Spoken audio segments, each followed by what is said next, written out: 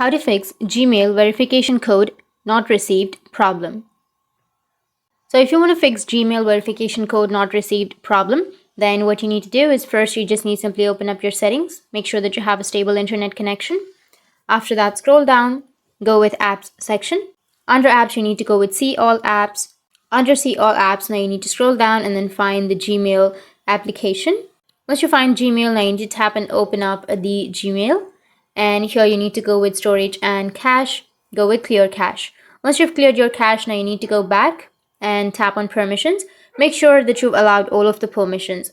Go with camera, allow the camera permission.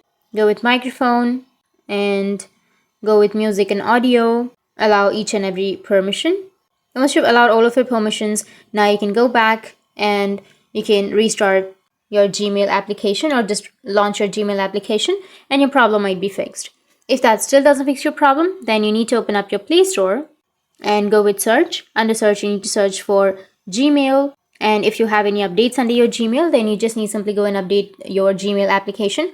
After updating, your problem will be fixed. That's it. And if you have any questions, feel free to comment below. Thanks for watching.